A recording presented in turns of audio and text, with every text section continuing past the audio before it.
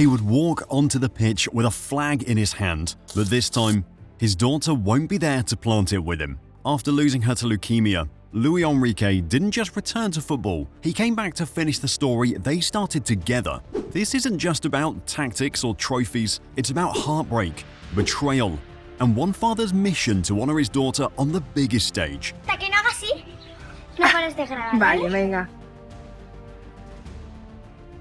Wow! This is the story of how a broken man outperformed everyone. Every coach has a reason for chasing greatness. For Luis Enrique, it was never about legacy, money, or headlines.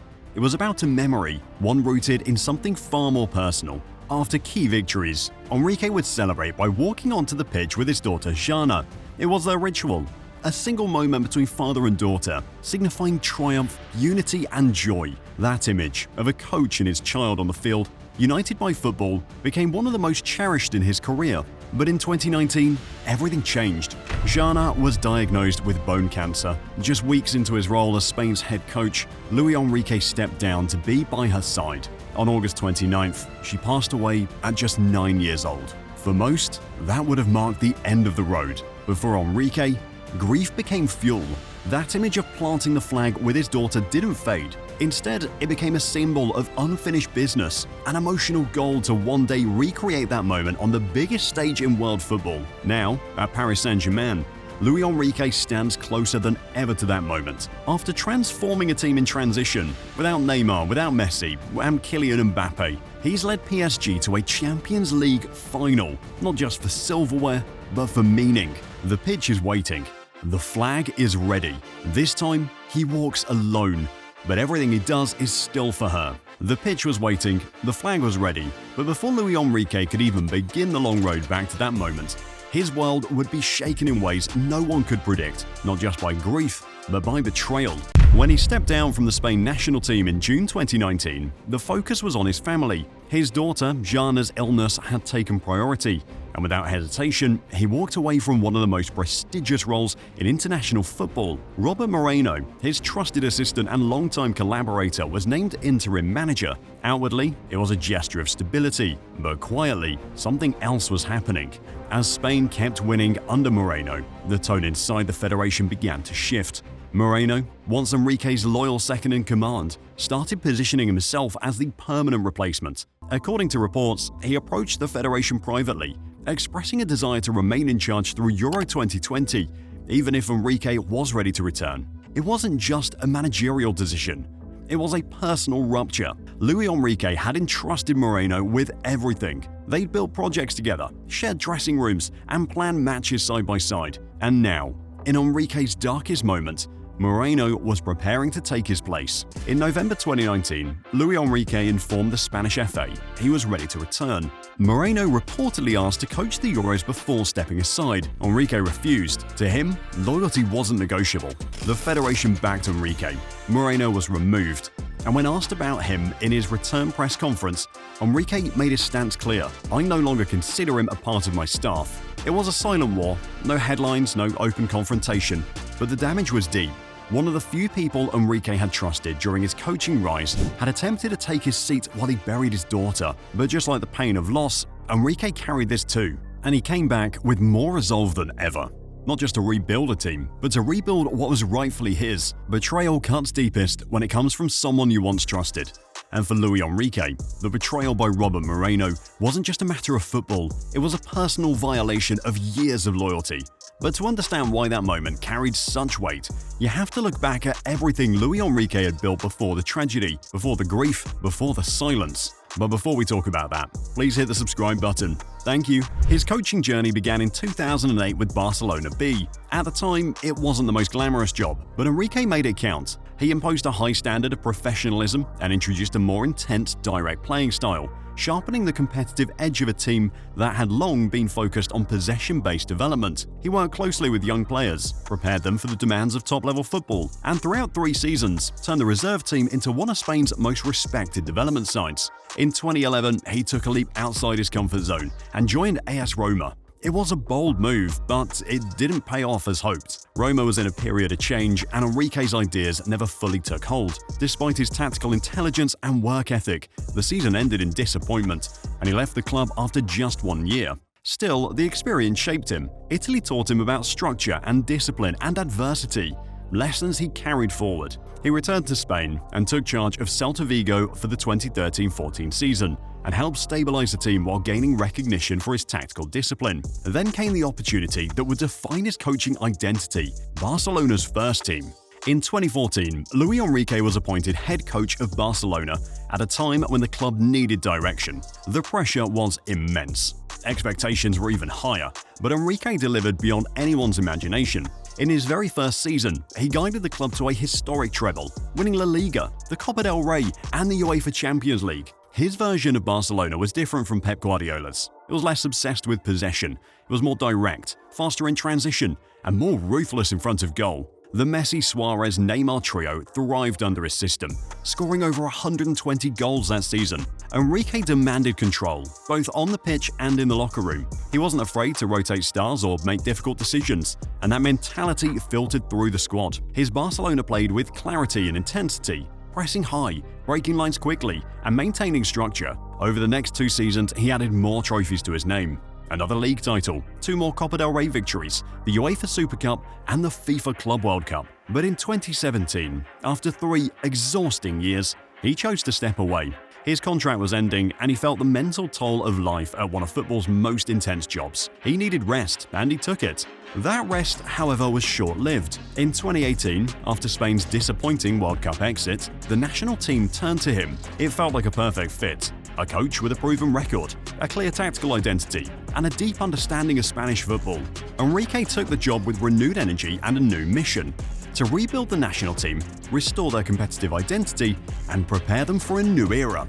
But just months into his new role, everything changed. His career, his priorities, his life, nothing would ever be the same again. The tragedy of losing his daughter and his friend of over 20 years trying to take his job. But that didn't stop him. After the Spanish job, he made a move to the French side PSG. When Luis Enrique was appointed as manager of Paris Saint-Germain in July 2023, the club was standing at a crossroads. Years of Champions League failure had cast a shadow over their domestic dominance. The departures of Lionel Messi and Neymar had signaled the end of the so-called Galactico experiment. And now, even Kylian Mbappé, the face of the club, was on his way out. PSG didn't just need a coach, they needed a complete cultural reset. Luis Enrique was chosen not for his name, but for his method, his control, his resilience, and above all, his ability to build a winning system around a collective, not just individuals. He arrived without theatrics, but with a clear plan. He overhauled PSG's playing style from the first training session. Possession returned as a non-negotiable principle, but unlike the slow build-up play of the past, Enrique demanded verticality. Transitions had to be sharp, movement had to be synchronized, and pressing, especially high up the pitch, became central to PSG's identity. His most radical decision was preparing for a future without Kylian Mbappé. While other managers may have centered their tactics around the departing superstar, Enrique looked beyond him. He focused on players who would remain. He leaned on a restructured midfield with Manuel Ugarte, Vitinha, and Warren Zaire-Emery, injecting youth, energy, and control into the core of the team. Up front, he crafted a more fluid, interchangeable attack, no longer reliant on one individual to score or create. The results were immediate. PSG began controlling games not just through ball retention, but by suffocating their opponents with relentless pressing and positional discipline. Players previously considered expendable now thrive. Ousmane Dembele was re-energized. Goncalo Ramos and Bradley Barcola became key tools in Enrique's rotating attacking system. Every player understood their role, and more importantly, the team understood its identity. By mid-season, PSG had re-established dominance in Liga, not just through points, but through structure. They were winning, not just because they were more talented, but because they were better drilled, more unified, and tactically superior. But it was in the UEFA Champions League that Enrique's transformation of the club was most evident. In the group stage, PSG navigated one of the most difficult draws with a blend of composure and tactical clarity. Against stronger sides, Enrique adapted, using compact defensive shapes and explosive transitions. Against the weaker teams, he returned to control, using ball circulation to suffocate and then dismantle. His man management also stood out. He rotated heavily, trusting younger players like Zaire-Emery in high-pressure moments, showing a level of belief that previous PSG coaches had not dared. The dressing room, often fractured by egos and status, began operating like a unit. The absence of superstar politics gave rise to professional coherence. The headlines weren't about individuals anymore, they were about results. By the time the knockout rounds arrived, PSG looked like a different team. They didn't just have balance, they had intent. The club that once panicked under pressure now controlled tempo, dictated space, and adjusted to different tactical setups with maturity. Enrique's fingerprints were all over it. With the domestic league within reach, the Champions League semi-finals marked a pivotal moment. PSG were now contenders, not because they had the most expensive players, but because they had the most organized structure. And though Mbappé was still present in the early part of the campaign, it was clear that Enrique had prepared the team to function without him. Every training session, every tactical shift was a rehearsal for life beyond their former icon. For the first time in years, PSG was no longer chasing a Champions League through star power. They were chasing it through football logic, tactical rigor, and a system built to last. Enrique's PSG looks set not just to win the Champions League, but to dominate internationally. If they succeed, it will not be a triumph of money or fame. It'll be a triumph of structure, vision, and a coach who rebuilt everything from the ground up. Enrique's philosophy was clear from the start. Possession wasn't just an attacking tool, it was a defensive one. The team was trained to dominate the ball, suffocate opponents with pressing, and transition quickly when opportunities emerged. Unlike his predecessors, who struggled to implement high pressing due to the limitations of the club's superstar frontline, Enrique had the personnel and the mandate to build a pressing machine. No player was untouchable. Every position had competition. Players like Ousmane Dembele, Barcola, and Kvaratskhelia rotated constantly across the front line, even without a traditional striker. Enrique's false nine system, anchored at times by Dembele, was built around counter movements, spatial manipulation, and vertical runs from deep. Fluidity was essential, but the structure was never sacrificed. Zone occupation became the foundation of PSG's attack. Rather than relying on positional rigidity, Enrique emphasized occupying the right spaces at the right time. Fullbacks like Nuno Mendes and Hakimi played multiple roles within a single match, operating as overlapping threats, inverted playmakers, and even auxiliary strikers when needed. In midfield, players like Vitinha, Fabian Ruiz, and Neves rotated fluidly without breaking the team's shape. PSG didn't need a classic 6 or 10, they needed and had midfielders who could do everything: press, create, and defend. Tactically, PSG became one of the most versatile and intelligent sides in Europe. They played a possession-based system that used short, intricate passing on one side before rapidly switching to the other flank to isolate and exploit space. Against top opposition like Liverpool, PSG's shape, at times resembling a 4-2-4 in pressing and a 3-2-5 in build-up, proved nearly impossible to break down.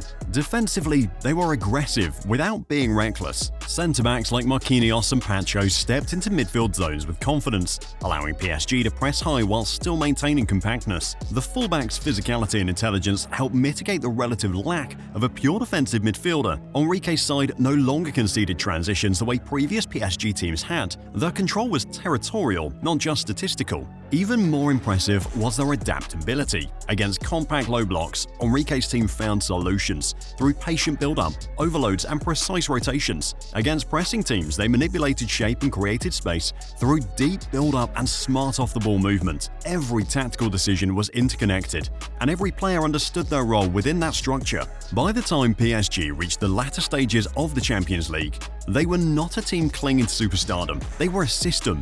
They were Enrique's system. And while the Champions League final is yet to be played, what Luis Enrique has already built is undeniable. In a single season, he has transformed a fractured, top-heavy squad into one of the most cohesive and dangerous units in Europe. PSG are no longer chasing a trophy. They're now setting the standard for how to build a modern football club around philosophy, not fame. This transformation didn't happen by accident. It happened because of one man, driven not by ego or legacy, but by purpose.